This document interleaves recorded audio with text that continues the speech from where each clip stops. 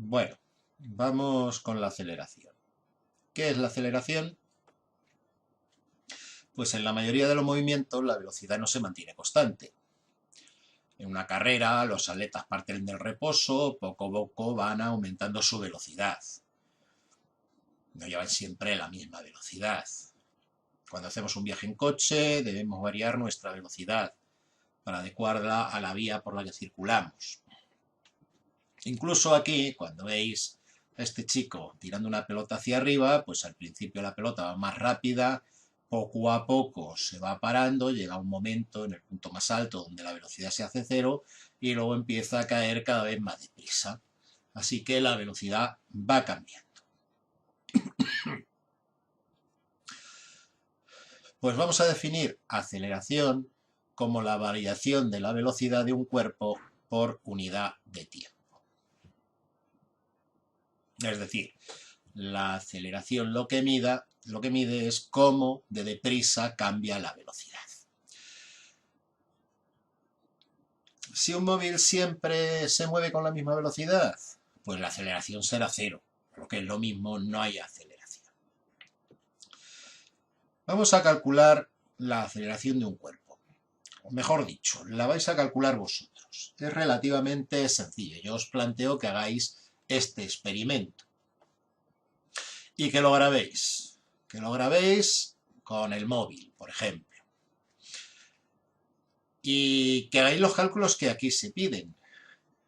Y luego, con esos cálculos, pues me lo podéis mandar ya y yo pues publicaré el mejor de los que me mandéis, los dos mejores. Así que, pues a ver qué sois capaces de hacer. No es solo grabar el experimento, sino grabar también la resolución y el cálculo de la aceleración en cada caso, ¿eh? Os planteo el experimento en detalle. Me pide que coja un hilo de nylon. Si no tenéis hilo de nylon, pues un hilo de cualquier otra cosa. Total, tiene que soportar el peso de unas llaves, tampoco es necesario que sea infinitamente resistente. Tiene que ser un hilo que mida más de 2 metros, porque lo tenéis que atar, por ejemplo, a la pata de la mesa y a la silla, ¿no? Al brazo de la silla, de tal forma que entre el brazo de la silla y la pata de la mesa haya 2 metros. No lo hagáis con 10 metros ni con medio metro, hacedlo todos con 2 metros y así podré comparar los resultados que habéis obtenido cada uno. También estaría bien que midieseis la altura de la parte más alta con 1 metro, ¿verdad? Pues decir, bueno, pues esto está a 80 centímetros del suelo. Y esto de aquí, pues está a 10. Es más, os ruego que lo intentéis hacer con esas medidas, ¿vale? Si no tenéis una silla que de los 80 centímetros de alto, pues ¿qué le vamos a hacer? Pero intentadlo, ¿vale? Siempre podéis calzar la silla con algún periódico o con alguna cosa si no da la altura suficiente. O atar, si es demasiado alta, pues a esta parte de la pata o a otra mesa, ¿no? En principio se puede hacer de muchas maneras. Entonces, vamos a probar a que la parte más alta esté a 80 centímetros y la parte más baja, pues esté eso que os he dicho yo, a unos 10. Y el cordel que mida 2 metros. 2 metros la parte por la que se puede mover la llave. Naturalmente, como tenéis que atarlo, pues tenéis que cortar un poco más.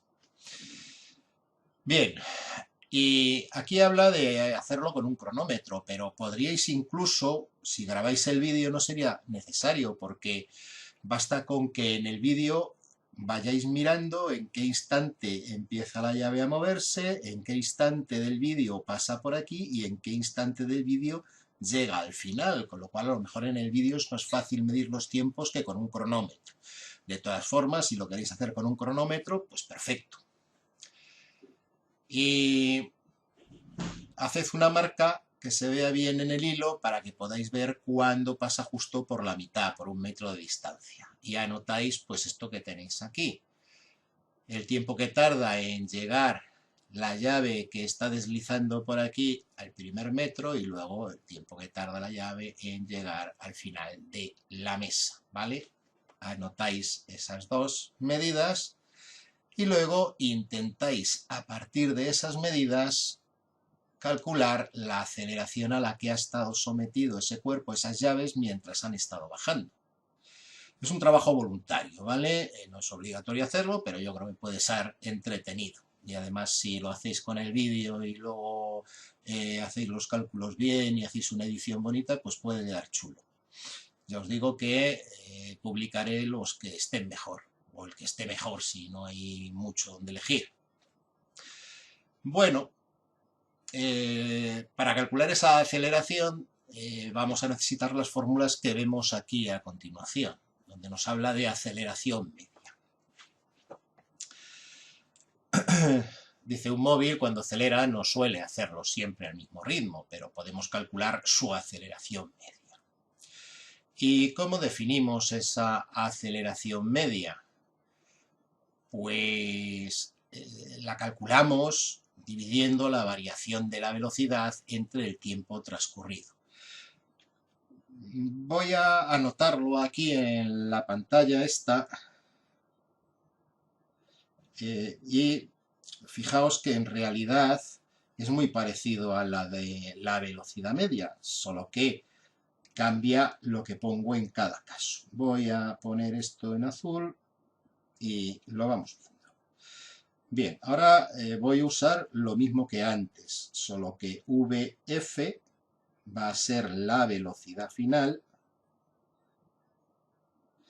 y V sub 0 va a ser la velocidad inicial. ¿De acuerdo? Y el tiempo final y el inicial serán T sub F y T sub 0. Eso es igual que antes.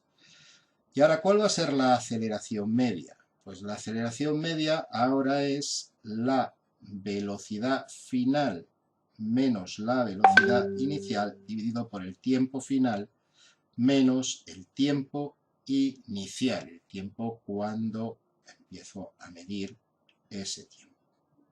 Así que, pues, esta sería la expresión para la aceleración media. En el libro, si os fijáis, pues pone velocidad final menos velocidad inicial partido por tiempo, porque está suponiendo que empieza a contar el tiempo en instante cero, ¿no? Pero ya os digo que eso puede ser así o no. Naturalmente, igual que antes, si la velocidad inicial fuese cero y si el tiempo inicial fuese cero, pues entonces me quedaría que la aceleración media pues sería la velocidad final partido por el tiempo final o simplemente la velocidad partido por el tiempo, que es una forma habitual de ver escritas estas fórmulas. Pero tened en cuenta que esto que acabo de escribir solo es verdad si la velocidad inicial es cero y el tiempo inicial es cero, si no tengo que usar esta otra expresión que es más completa.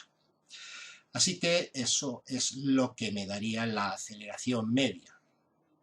Naturalmente, también tendríamos la aceleración instantánea.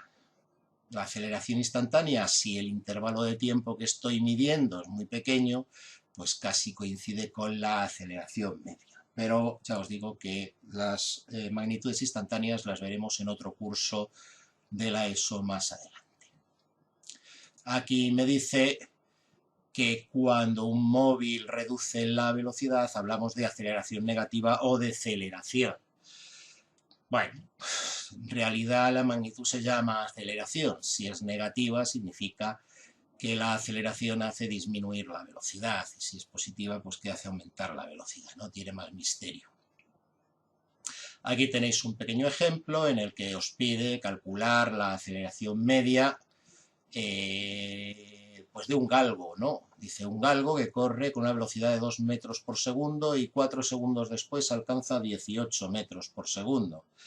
Bueno, pues lo único que tenéis que hacer es aplicar la formulita, ¿no? Es decir, aplicamos la formulita, lo tengo aquí, aceleración media, pues será la velocidad final, me ha dicho que es 18, menos la velocidad inicial era 2, y dice que solo hace en 4 segundos. El tiempo inicial era 0, que no hace falta ponerlo, pero bueno, lo podemos poner, y esto sería pues 18 menos 2, que es 16, dividido por 4, pues esto es 4 metros partido por segundo al cuadrado. Ojito con las unidades.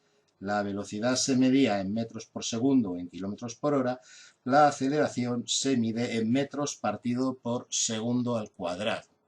Normalmente no se da en kilómetros por hora cuadrado, aunque se podría dar, pero no es lo habitual. A ver, teníamos aquí, además, un ¿sabías qué? Aquí nos habla de la distancia de frenado y de la distancia de reacción. Me dice, si yo tengo un coche que va a 50 kilómetros por hora, pues necesito cierto espacio para frenar. En este caso necesito 10 metros con el piso seco. Si voy a 90 kilómetros por hora necesito 32 metros. Si voy a 120, 57 metros. Fijaos que 57 metros es casi del principio del instituto al final, es decir, un coche que fuese por ahí a 120 kilómetros por hora, si viese pasar a un alumno por el paso de cebra, no podría frenar a tiempo para evitar el accidente, se llevaría al muchacho por delante. Por eso en ciudad están bastante limitadas las velocidades para que la distancia de frenado sea moderada y de tiempo a frenar antes de provocar un accidente.